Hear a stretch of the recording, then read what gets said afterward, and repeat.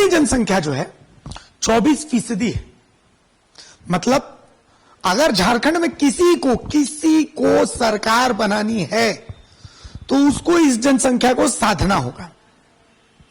लोकसभा चुनाव में कुड़मी जनसंख्या ने बीजेपी को खारिज कर दिया और खारिज करने के पीछे इस कुड़मी जनसंख्या के कारण अपना कारण भी है। विद्युत वरण महतो को छोड़ दें तो पूरे बीजेपी में मुझे बहुत कद्दावर कोई कुड़मी नेता नजर नहीं आता।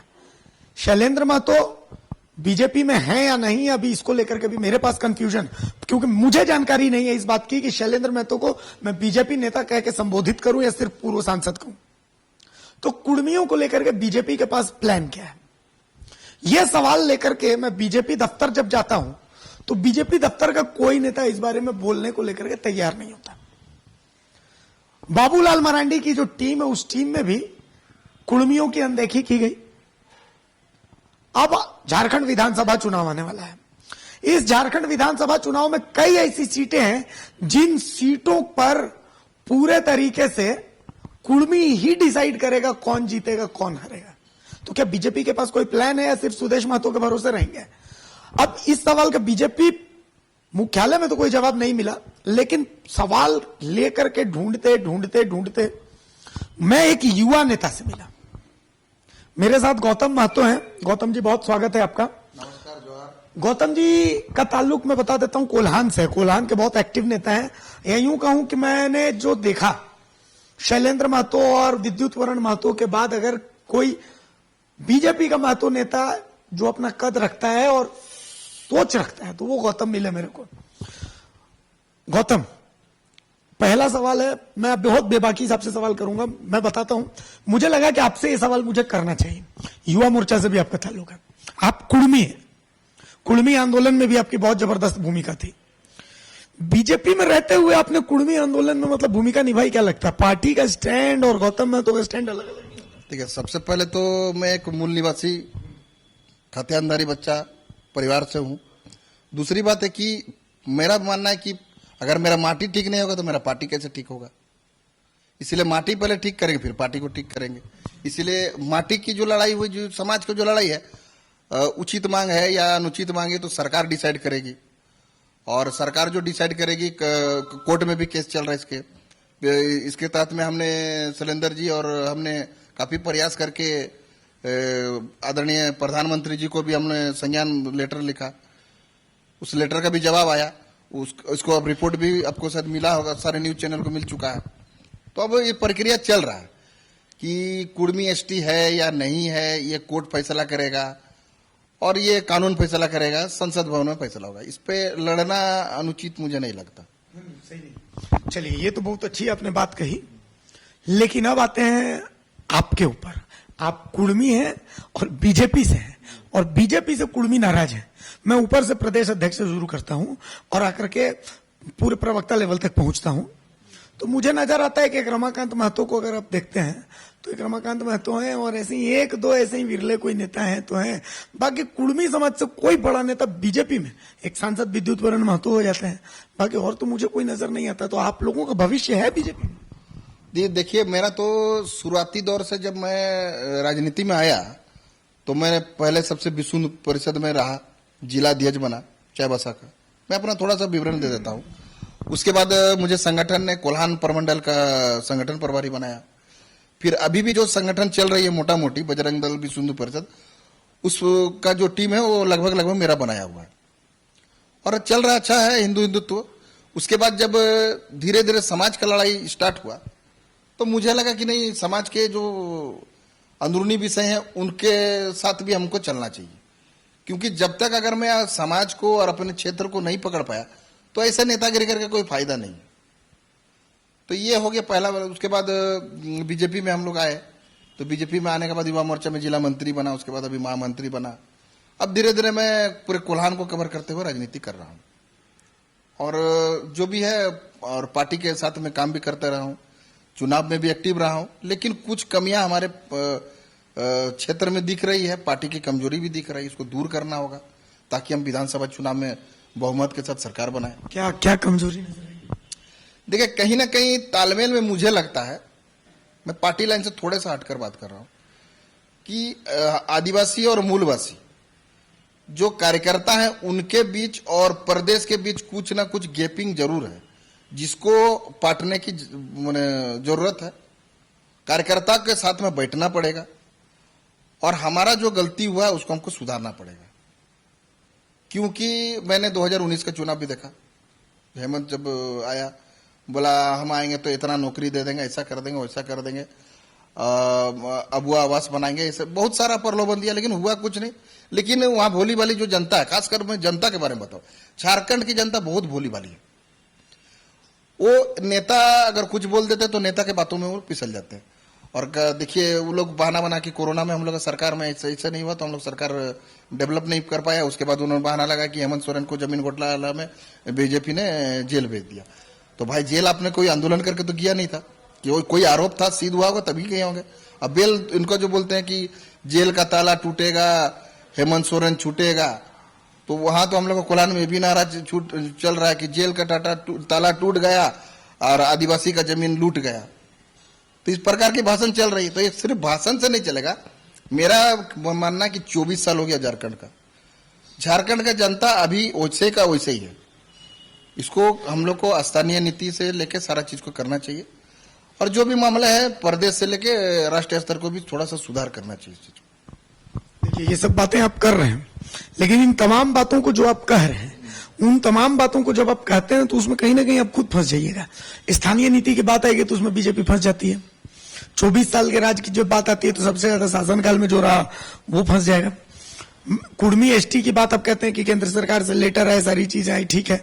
तो भाई एसटी का दर्जा का जो कैटेगरी है उसको जब आप करते हैं तो ऐसी स्थिति में फिर आप लोग बीजेपी का स्टैंड क्या है? कुर्मी को एसटी को लेकर के देने को लेकर के, नहीं देने को लेकर के बीजेपी का स्टैंड क्या है?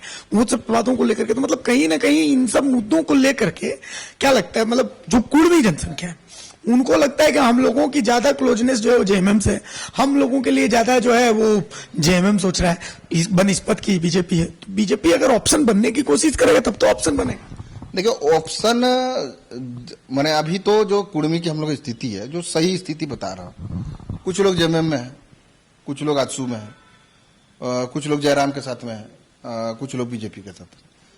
तो जब तक मैंने कोई ऐसा पार्टी से उन लोग को मैंने एक आश्वासन नहीं मिलेगा कि आपके मांगों को हो चाहे आपके जो डिमांड के हो उसको ध्यान देंगे, तो हम मुझे लगता है इसी प्रकार का वोट डिवाइड होते रहेगा, मेरा जो सोचना है। अच्छा लेकिन एक चीज और है, चलिए कुर्मी की बात हो रही थी, एक और बात मैं कर लेता हूँ। हेमंत सोरेन जेल जाने से पहले और अब जेल जाने के बाद लोकसभा चुनाव जब शुरू होने वाला था तो कहा मोदी मोदी मोदी। अब जब लोकसभा चुनाव खत्म हो गए, रिजल्ट आ चुका है, अब वो मोदी मोदी वाले, अब वो हेमंत हेमंत हेमंत है तो हिम्मत है, जेल का ताला टूट गया हेमंत सोरेन। मतलब आप देखिए हेमंत सोरेन का कद कई गुना बढ़ गया। तो मतलब ऐसी स्थिति में बीजेपी का आप लोगों का क्या मतलब अंतर्निहित बैठक होती होगी, इन सबको लेकर के कोई प्लान है, कोई चर्चा है, कोई भविष्य है? देखिए अभी जैसे हमारे आदरणीय शिवराज जी को प्रभारी बनाया गया, सह प्रभारी विश्व शर्मा जी को असम के मुख्यमंत्री जी को बनाया गया। उन्होंने भी अभी कुछ ही दिन हुआ आया है, मैंने आके अपना जो भी सारे लोगों से मिलना जुलना आपने भी देख रहा, हम लोग भी देख रहे हैं सारे चीज को।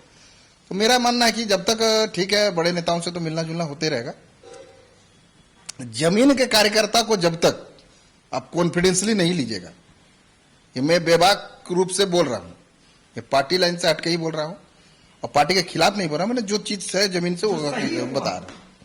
मुझे गोल मोटल बात करने आता नहीं, मैं कोई नेता तो हूं नहीं, कार्यकर्ता ही मानता हूं अपने आप को बीजेपी का।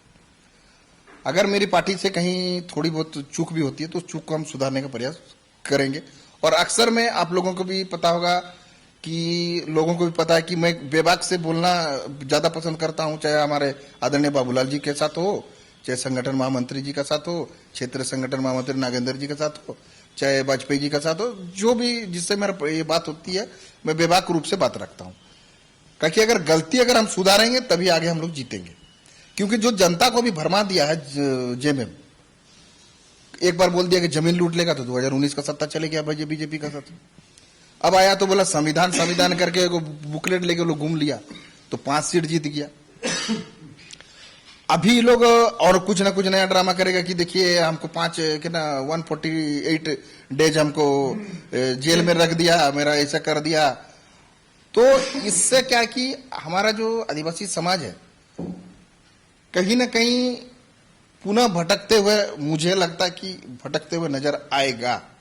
तो इसको सुधारने की आवश्यकता है। हमारे जो एसटी नेता है, यहाँ देखिए, आपके आंकड़े के अनुसार भी और मेरे आंकड़े के भी अनुसार 26% आदिवासी, 24% कुड़मी, हो गया 50%। अगर इनको भारतीय जनता पार्टी, हमारी पार्टी अगर इसको साध पाई,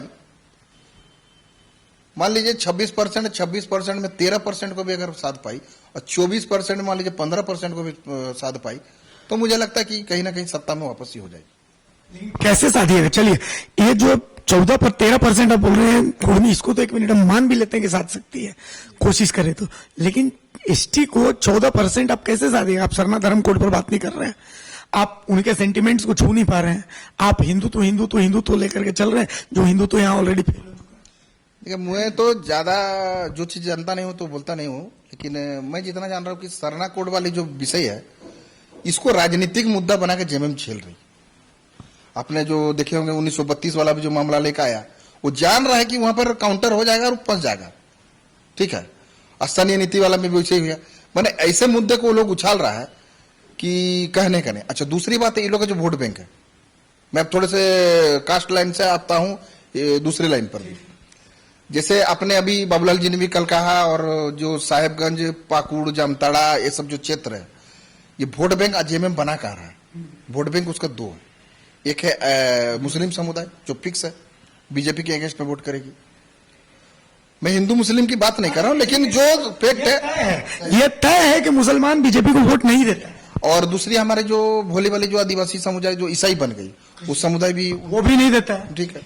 अब जो बच गया जो ओरिजिनल आदिवासी, जो पूजा प्रकृति के साथ में है ऑलरेडी, उनके कुछ नेताओं को, ओरिजिनल आदिवासी मतलब उनको आप ओरिजिनल आदिवासी नहीं मानते भाई, जब आपने धर्मांतरण कर लिया, आपने अपना संस्कृति चेंज कर दिया और अपने चर्च पे जाके पूजा किया, सरना आप मांग करते हैं और सरना को सिर्फ राजनीतिक मुद्दा बनाते हैं, सरना पूजा तो करते ही नहीं आप तो जाते हैं संडे को। अभी जो मैं बोल रहा हूं ये गौतम नहीं, ये विश्व हिंदू परिषद वाला गौतम बोल रहा है, ठीक है, मैं आपको बता रहा हूं। तो आप जाते हैं चर्च संडे को, आप तो सरना स्थल पे जाके पूजा नहीं करते हैं। कुछ हमारे हो समाज में भी जो है, हमारे जो जिस बेल्ट से हम आते हैं, उस बेल्ट में भी जैसे मनोहरपुर है और ऐसे में आप जानते ही हैं, वहां भी कन्वर्टेड ईसाई भाई लोग को बना दिया गया। तो आप कहीं ना कहीं दोहन करते करते आदिवासी का दोहन कर ही रहे हैं। तो वो जो दोहन वाला वोट है, वो भी आपके पास जा रहा है। हाँ, और जो हिंदू कन्वर्टेड आदिवासी है, वो उनका वोट किस? हिंदू कन्वर्टेड आदिवासी मीन्स वो देखिए, वो तो कुछ बीजेपी में आता है, ठीक है, वो कुछ परसेंट में, खासकर ये लोग का मैंने दिमाग में जो बोलता है ना माइंड गेम प्लान, ये लोग कर दिया कि नहीं, हम लोग की तरफ एक कहावत है, अब वो छापा। मेरा ये कहना है जैसा गौतम दा कि क्रिश्चियन कन्वर्टेड आदिवासी हुआ जो चर्च जाता है, तो उसी तरीके से हिंदू कन्वर्टेड भी तो आदिवासी हुआ जो पंडित जी से पूजा करवा। इसको कैसे बताएंगे? तो हिंदू तो आदिवासी है ही। हाँ, काहे, देखिए, वो भी प्रकृति का पूजा करता है और हिंदू भी प्रकृति का पूजा करता है। मैं इसको नहीं मानता अलग। ये हमारे बड़े नेता ने भी बयान दिया और मैंने भी बयान दे रहा, बाबूलाल जी ने भी खुल के कहा। एक सवाल और, आप बीजेपी से हैं, गीता कोड़ा क्यों हरी? मतलब आप, चूंकि मैंने देखा आप भी बहुत मेहनत किए थे, क्या लगता है क्यों? देखिए, कहीं ना कहीं गीता जी का जो चुनाव हारने का कारण, वहां एक ह्यूमर फैलाया गया। सर्वप्रथम ह्यूमर ये फैलाया गया कि नहीं, और गीता जी मैंने जो जितने भी वहां के हैं, जो खासकर वहां मैंने चुनाव को करीबी से देखा, दीपक बिरुआ जी, मंत्री जी, बाकी जितने विधायक जो भी हैं, इन लोगों ने एक सेंटिमेंट आदिवासी के बीच सेट किया कि बीजेपी को वहां हम लोग को बोलते हैं दिक्कू पार्टी। दिक्कू मीन्स होता है बाहरी पार्टी। हाँ, तो दिक्कू पार्टी में देखिए गीता कोड़ा चली गई। और कल के डेट में जब गीता कोड़ा, मैं खुल के बात कर रहा हूं, गीता कोड़ा जब कांग्रेस में थी या निर्दलीय लड़ी थी, तो उसका वोट रैंक देखिएगा और अभी का वोट रैंक देखिएगा, तो कहीं ना कहीं गीता कोड़ा जी से जो उनका अपना वोट बैंक था पहले का, कि मेरे बोलने से कुछ आदमी हो सकता खराब लगे, वो कोई बात नहीं, मैं उसको मैं सोचता भी नहीं। पहले वोट बैंक था, आदिवासी का वोट बैंक था, जो मूल आदिवासी, कन्वर्ट आदिवासी जो ईसाई बने उसका भी वोट में मिलता था, मुस्लिम वोट भी सॉलिड मिलता था उनको। अब जब वो बीजेपी में आई तो हिंदू वोट जो है हमारा, वो तो मिला, और जो मुस्लिम वोट हुआ और ईसाई वोट हुआ वो कन्वर्ट कर गया जेएमएम को चले गए। और जेएमएम वही लोग जेएमएम लोग सेंटीमेंट सेट कर दिया कि ये लोग बाहरी पार्टी में चले गया, ये लोग बेटा ऐसा कर देगा संविधान। आंतरिक विरोध देखिए आंतरिक विरोध तो बहुत ज्यादा नहीं था, क्योंकि तो उसी क्षेत्र की है, उस क्षेत्र की बेटी भी है, ऐसा नहीं कि कोई बाहरी लोकसभा से आई और चुनाव लड़ रही। बीजेपी के जो पुराने नेता अब चूंकि वहां पर मुझे लगता थोड़ा सा बीच में गैप रहा, ऐसा नहीं कि नहीं है, रहा। और आने वाला विधानसभा में चुनाव में एक होता कि देखिए मेरा बोलने का मतलब कि एक नया परिवार से आके नया परिवार में एक तो सब परिवार के सारे लोग खुश हो जाएंगे, ये भी थोड़ा सा एक सवाल और है। चलिए कुर्मी पर वापस आते हैं। मुझे कल चर्चा हो रही थी ऐसे, तो चर्चा के बाद जो निष्कर्ष निकला, दो नाम थे बीजेपी के पास, जयराम महतो और सुदेश महतो। बीजेपी के पास दोनों ऑप्शन है अभी फिलहाल। क्या लगता है बीजेपी किसकी तरफ जाते जा रहा है? देखिए एनडीए गठबंधन के तहत में आदरणीय आजसू के सुप्रीमो सुदेश दा के साथ में तो गठबंधन है ही है, मोटा मोटी क्या मिलके चुनाव भी लड़ा, सारा चीज है। और जयराम को देखिए अब उनके फॉलोअर्स बोलेंगे कि नहीं, अपने आप को चमकाने के लिए ये जयराम को अनाप शनाप बोल रहे हैं। तो देखिए मेरा बोलना है कि आप अगर एक पार्टी बनाए, सिंबल नहीं मिला वो अलग चीज है, लेकिन पहले आप कोई भी संगठन में बनाए या पार्टी बनाते, मैंने तो जितनी भी राजनीतिक दल को देखा है, चाहे पूरे इंडिया के कोई भी दल हो, अपा सपा बसपा जो भी हो, तो एक संगठन में एक सिस्टम होता है और एक डिसिप्लिन होता है। तो मुझे उन जो जयराम की जो टीम है, जेएलके में जो भी संगठन मैंने पार्टी बनाया, जे भी कैसे तो संगठन है, तो डिसिप्लिन की कमी तो मुझे लगती है पक्का। क्योंकि देखिए हर मैंने एक चेला के पीछे गुरु होना चाहिए, ठीक है, और हर बैल के पीछे एक बैल चरवा होता है। तो जयराम भाई ऐसे बैल हैं कि उनके पास बैल चरवा नहीं है, वो जहां तहां सांड की तरह घुस जाते हैं। तो भाई सांड की तरह अगर आप घुसिएगा, कभी इसके बगान कभी उसके बगान, बगान मीन्स राजनीतिक दल के पीछे आगे पीछे, जिधर मैंने इसके ऊपर टिप्पणी उसके ऊपर टिप्पणी, तो कहीं ना कहीं जब सांड इधर उधर इसके बगान में गिरता जाते हैं तो बगान का मालिक उसको लाठिए चलाता है। तो इस प्रकार से मेरा कहना कि जब तक अब राजनीतिक उभार उनका नहीं हुआ है, कम से कम आज जितने उनके फॉलोअर्स हैं जो भी हैं, आज उनका जैसे 3 लाख समथिंग 48,000 वोट लाया था गिरिडीह, अच्छी बात है, शुभकामनाएं हैं, हमारे ही समुदाय से आते हैं। लेकिन कहीं ना कहीं जो आग बबूला की तरह जो उनको जो उदंडता होता है। अच्छा अभिषेक जी, आप तो कई वर्षों से पत्रकारिता कर रहे हैं, मुझे पूरा बताइए, पूरे भारतवर्ष में जितने छोटे हो चाहे बड़े हो, किसी नेता को, छोटी बात बार लोग को खराब लगे अच्छा लगे, कोई नेता को देखें कि मंच से कूदा, स्कॉर्पियो में चढ़ा, बोलेरो में चढ़ा, इस प्रकार का जो एक्सप्रेशन बनाना, अगर आदमी सोशल मीडिया ही। लेकिन जयराम इसी रूढ़िवादिता को तो तोड़ने आए हैं। जयराम यही तो दिखा रहे हैं कि भाई वो किसी पार्टी के साथ नहीं है। और जयराम मतलब आप समझिए कि जो सबसे लोअर लेवल पर लोग हैं, उनमें आप जाकर के देखिए कि जयराम महतो को लेकर के क्या करें। ठीक है, देखिए वो क्या रहा है हम बता रहे हैं। मैं जितने विषय को समझता हूं, खासकर मेरे समुदाय को, मतलब कुर्मी समुदाय, और मैं चैलेंज के साथ कह रहा हूं, आपको ऑन कैमरा में कह रहा हूं, उनका जो भी समर्थक है वो भले ही बोले कि नहीं मैं सर्वदलीय पार्टी हूं, ऐसा है वैसा, ठीक है, कहने के लिए तो है भाई।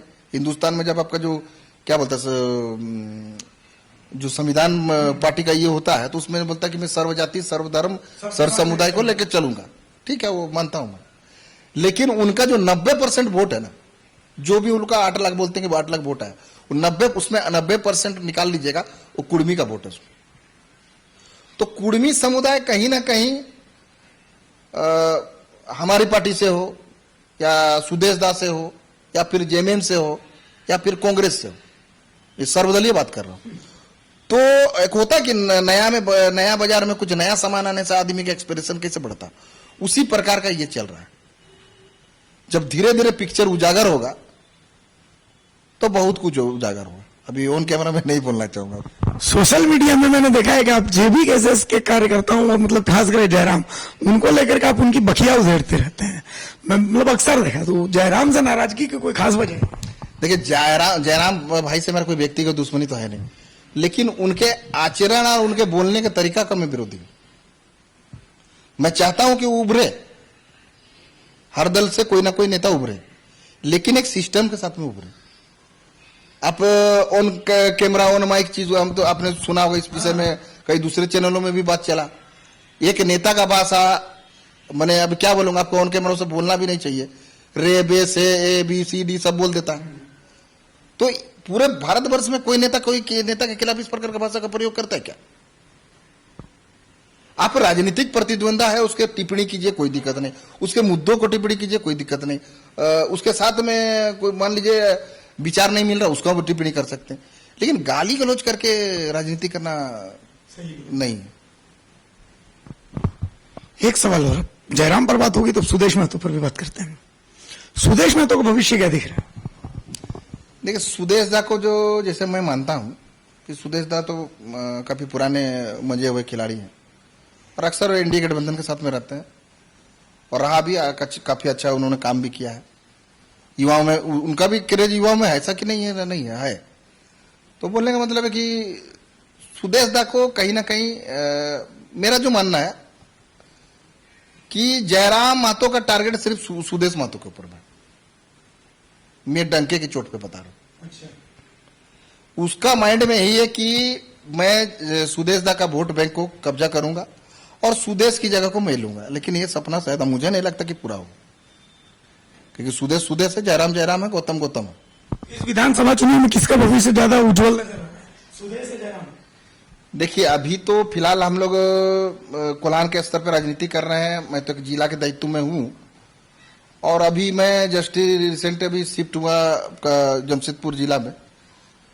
अब थोड़ा काम करने का तरीका को मैं चेंज करूंगा, पार्टी के अंदर में रह के पार्टी के विस्तार को, मैंने मेरा जो समाज में नाराजगी चल रही है खासकर कुर्मी में, तो हमारे समाज में एक चीज आपको ऑन कैमरा में बता रहा हूं कि लोग मुझे पूछते हैं कि गौतम महतो तुम है क्या? बोला, मेरे जो स्थानीय मैंने जमीन की बात को बता रहा हूं, तो मुझे पूछा जाता है गौतम महतो तुम है क्या? तो मैं कहता हूं कि मैं बीजेपी का कार्यकर्ता हूं, कर्मठ कार्यकर्ता हूं, बरसों से हूं, और आपको भी अभिषेक जी पता होगा मैं आज तक कोई दूसरे दल में गया नहीं कि आया नहीं। मेरा परवरिश विश्व हिंदू परिषद से हुआ, फिर बीजेपी में भी हूं और मरते दम तक लगभग रहेंगे हम लोग। तो हमको पूछता कि आपको पार्टी क्या दायित्व होता है? बोला भाई जिला का महामंत्री युवा मोर्चा का हूं, और क्या हो, और तो कुछ नहीं हो। तो पार्टी में कोई डिसाइडिंग रोल? बोले फिलहाल तो पार्टी हमने को दिया नहीं, जब अगर इस लायक अगर समझेगी तो देगी, तो इतना कहकर हमको टालना पड़ता। तो कुछ लोगों के माइंड में ये भी चलता है कि जब ये खुद ही सेट नहीं है तो इस समाज को कैसे सेट करेंगे। ये थिंकिंग है जो जमीन का बात बता रहा हूं। आप भी कभी जाइएगा रिपोर्टिंग करने तो जमीन पता चल जाए। मेरा सवाल अभी वही है, सुदेश या जयराम, किसका भविष्य? देखिए, कहीं ना कहीं एनडीए गठबंधन में तो सुदेश जी और हमारा जो एनडीए गठबंधन के तहत में बीजेपी, इस बार मैं सुदेश जी से आज मिला तो सुदेश जी को भी मैंने कहा कि इस बार जहां पर भी कुर्मी वोट बैंक का जो स्थिति रहेगी, और खासकर देखिए मैं कुर्मी की बात कर रहा हूं जरूर, लेकिन सबसे ज्यादा मेरा दोस्ती यारी अगर है, अगर कहीं पकड़ है तो आदिवासी समुदाय में भी मेरा है। वो समुदाय में उनके साथ उठना बैठना खेलना कूदना बचपन से है। यहां तक कि मैं एक छोटा मोटा कारोबारी भी हूं तो आदिवासी के जमीन पे ही हूं। तो कहने का तात्पर्य कि आदिवासी से अच्छा रिलेशन है। तो जहां आदिवासी माने हम लोग वहां की भाषा है कोल और कुर्मी, कोल मीन्स आदिवासी, कुर्मी मीन्स महतो। अगर ये कॉम्बिनेशन सेट हो गया तो कोल्हान फतेह करने में बीजेपी को कोई नहीं रख सकती। और मैं प्रयास करूंगा, और हमारा जो भी वरिष्ठ नेता है, बाबूलाल जी हैं, हम लोग का शिवराज जी है, आपके अमर बावरी जी हैं, संगठन महामंत्री है, क्षेत्रीय संगठन महामंत्री, फिर वाजपेयी जी से भी मेरी बात हुई है। फिर मैं नेक्स्ट मैंने जुलाई में भी दिल्ली में भी जा रहा हूं, तो विषय को रोकूंगा कि कहां हम लोग का कमजोरी हो रही है। क्योंकि देखिए, जब तक ये बीजेपी की सरकार वापस नहीं आएगी, मुझे जहां तक लगता है, तो शायद झारखंड का भलाई नहीं होगा। कुल मिलाकर के देखिए, गौतम महतो युवा नेता हैं बीजेपी के, और सबसे बड़ी बात है कि इनकी पकड़ है, चाहे कुर्मी वोट बैंक हो चाहे आदिवासी वोट बैंक हो, दोनों में कोल्हान में जबरदस्त पकड़ रखते हैं। और हर मुद्दे पर हमने बेबाक बात की, उन मुद्दों पर जिनको लेकर के अमूमन बीजेपी के नेता बोलना नहीं चाहते हैं। गौतम महतो मुझे मिले, आप सोच रहे होंगे कि भाई गौतम महतो का इंटरव्यू हमने किया क्यों? क्योंकि ये वो नेता मिले जो कुर्मी जैसे मुद्दे पर बेबाक बातचीत करते नजर आए, और हर सवाल हमने किया और हर सवाल का इन्होंने बहुत बेबाकी से जवाब दिया। बहुत शुक्रिया गौतम महतो आपका। हम उम्मीद करते हैं कि K&K का जो समीकरण गौतम महतो साधने की कोशिश कर रहे हैं उसको ये साध पाए। सहयोगी पिंटू के साथ मैं अभिषेक भारती, TV 45 कराची।